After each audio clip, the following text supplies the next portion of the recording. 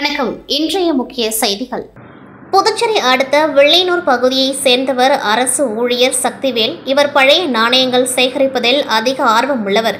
மேலும் சமீபத்தில் சக்திவேலின் ஃபேஸ்புக் பக்கத்தில் பழைய நாணயங்களுக்கு அதிக விலை கொடுத்து வாங்குகிறோம் என்று வந்த விளம்பரத்தை பார்த்து அதை கிளிக் செய்து அதன் உள்ளே சென்று பல்வேறு விவரங்களை தேடியுள்ளார்.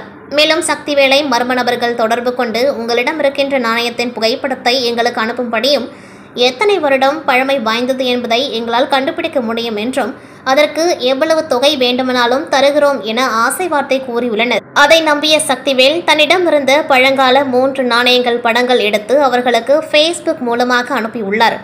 சிறிது நேரத்திற்கு பின்னர் மோசடி நபர்கள் தொடர்பு கொண்டு நாணயங்களை சோதனை செய்ததாகவும் 600 ஆண்டுகள் பழமையான நாணயம் என்றும் ஒவ்வொரு நாணயத்திற்கும் ரூபாய் 5 லட்சம் வரை பணம் தருகிறோம் என்றும் ஆசை வார்த்தை கூறி கட்டுக்கட்டாக இருக்கின்ற பணத்தையும் புகைப்படம் எடுத்து வீடியோவாக நேரில் லைவ் செய்துள்ளனர்.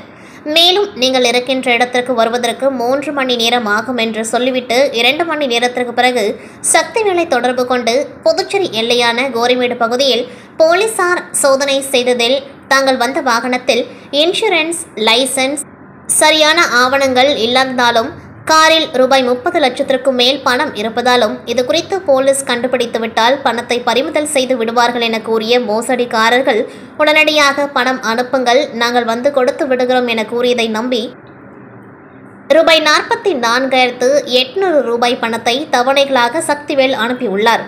இதனையடுத்து மோசடிக்காரர்கள் செல்போனை சுவிட்ச் ஆஃப் செய்ததை தொடர்ந்து அவர் ஏமாற்றப்பட்டதை உணர்ந்த பின்னர் சைபர் கிரைம் போலீசிடம் புகார் அளித்தார். புகாரின் அடிப்படையில் போலீசார் நடத்திய முதல்கட்ட விசாரணையில் ஹரியானாவில் இருந்து இணையவழியில் மோசடியில் ஈடுபட்டது தெரியவந்துள்ளது.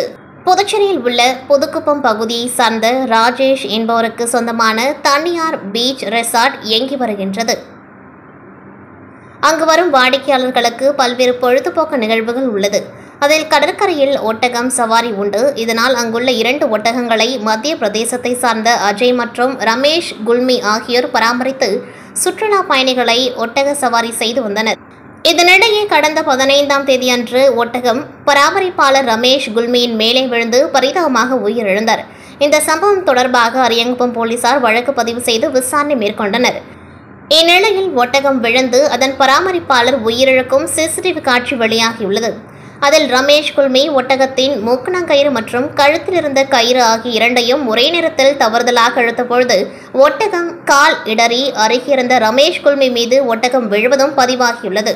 மேலும் விழுந்த ஒட்டகம் எழுந்த பின்னர் பராமரிப்பாளரை தூக்கி வீசியுள்ளது. இதில் படுகாயமடைந்து மூச்சு திணறல் காரணமாக மருத்துவமனையில் அனுமதிக்கப்பட்ட நிலையில் ரமேஷ் குல்மி சிகிச்சை பலனின்றி உயிரிழந்தார். புதுச்சேரி முத்தியால்பேட்டை மகாத்மா காந்தி ரோட் செண்பகா ஹோட்டலில் ஞாயிற்றுக்கிழமையன்று தென்னிந்திய திருமண மண்டப உரிமையாளர்களின் நலசங்கம் தொடக்க விழா நடைபெற்றது. இதில் குத்துவிளக்கேற்றி வாழ்த்துரை வழங்கினார் முதலமைச்சர் ரங்கசாமி அவர்கள்.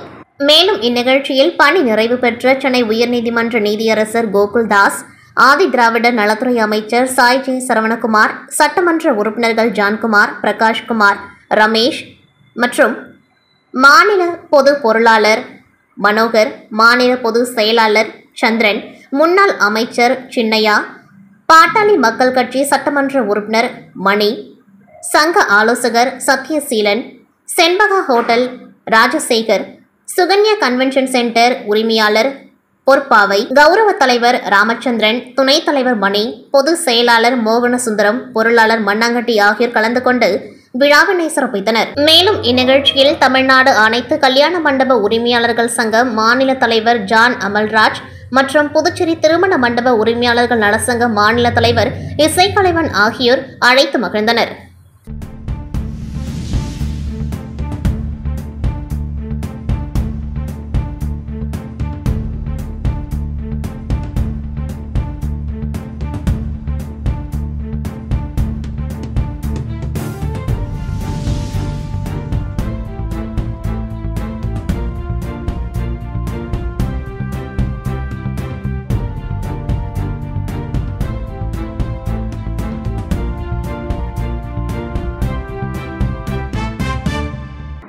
புதுச்சேரி நெல்லித்தோப்பில் உள்ள மாதவா ஹாஸ்பிட்டல் அருகே சிசெட் டியூஷன் சென்டர் இயங்கி வருகின்றது.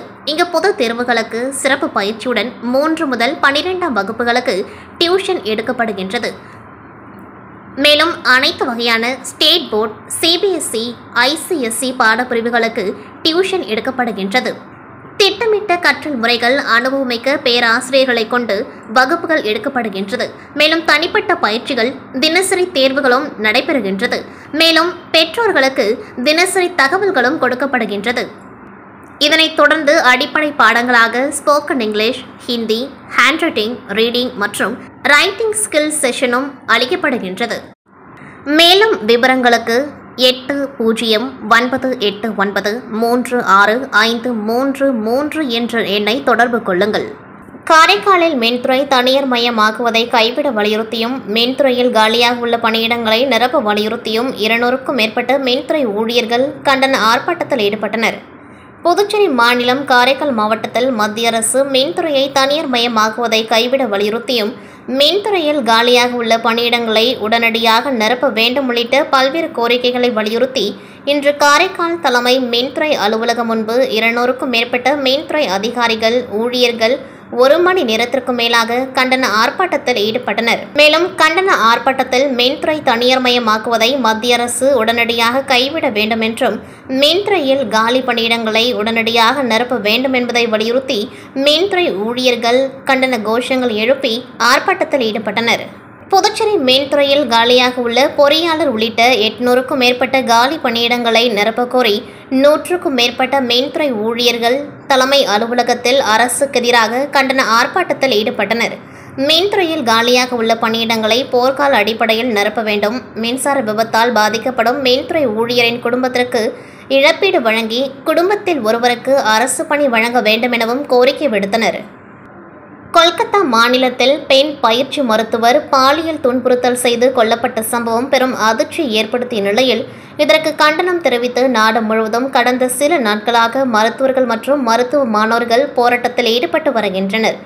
பெண் மருத்துவர் கொல்லப்பட்டதற்கு கண்டனம் தெரிவித்து புதுச்சேரி கதிர்காமம் பகுதியில் உள்ள இந்திரா காந்தி அரசு மருத்துவக் கல்லூரி மருத்துவமனையில் பணிபுரியும் மருத்துவர்கள், மருத்துவ மாணவர்கள் மற்றும் செவிலியர் மாணவர்கள் என 500க்கும் மேற்பட்டோர் மருத்துவமனை நிலுவையில் அமர்ந்து தர்ணாவில் ஈடுபட்டனர்.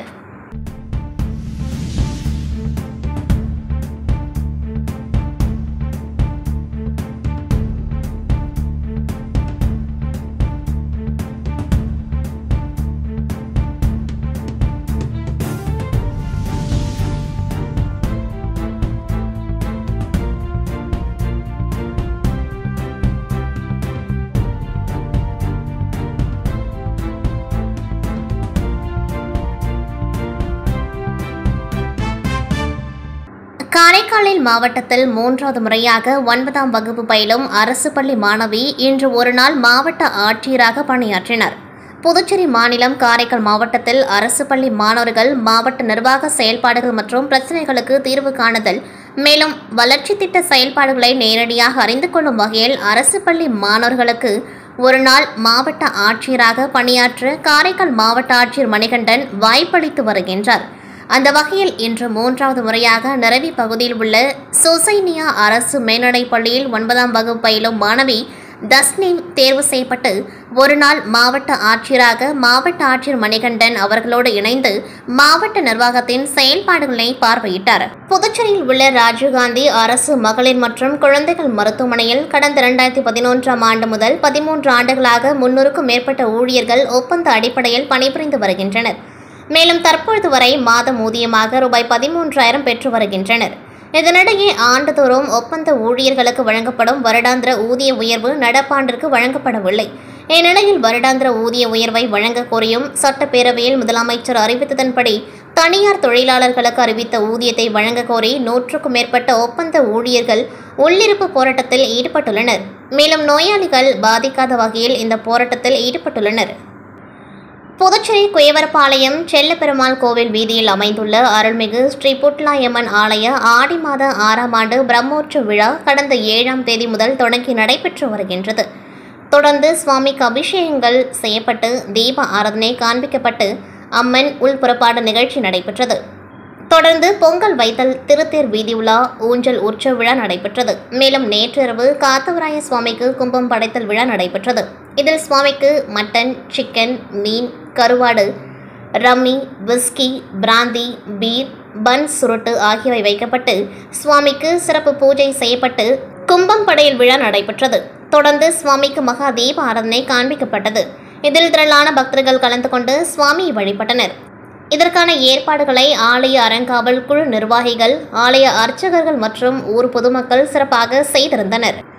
மத்திய அரசு விளையாட்டு நலத்துறை மற்றும் இந்திய ஒலிம்பிக் சங்கத்தின் அங்கீகாரம் பெற்ற டேக்வாண்டோ ஃபெடரேஷன் ஆஃப் இந்தியாவால் நடத்தப்படும் 41வது குறுகி மற்றும் 14வது பூம்சே போட்டிகள் ஆகஸ்ட் மாதம் 18ஆம் தேதி முதல் 20ஆம் தேதி வரை மகாராஷ்டிரா மாநிலம் அவுரங்காபாத்தில் நடைபெறுகின்றது.